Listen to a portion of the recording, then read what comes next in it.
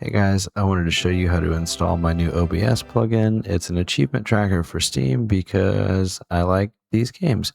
All right, so let's jump in. We're going to go to the GitHub link provided in the description. Go to the first release, download that zip file, open it up, extract it to wherever you want to extract it to. Oh, look, my entire workflow. Cool. Extract it to wherever. I'm going to put it on the desktop for this sake. If you were upgrading, you'd also do the same action.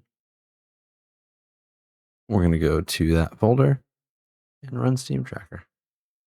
And Windows is going to be like, hey, is it trustworthy? Might be. Now, what you'll see here is that you need your Steam API key and your Steam ID. Both are available in the instructions.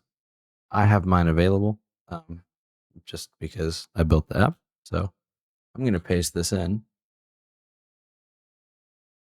You'll test the connection, save and launch, and you'll see it'll start the tool. Now we can go back to OBS.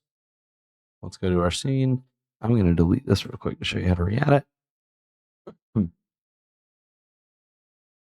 Now in OBS, to add this, and you'll do this on your scene with your game, go to browser,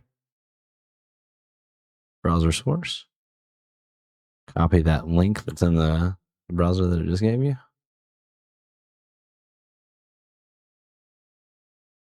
Click OK. And that's going to start the tracker and build the tool for you. All right, now position it where you'd like it. We're going to just go here. Boop. Maybe in the future we'll center that.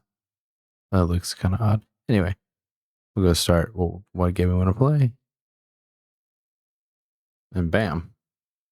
Now the name might be different from retail. This is because it pulls from the Steam database, but the doc has the option to change that. I'll show you the doc in a different video. Yeah, and you guys enjoy. Check it out.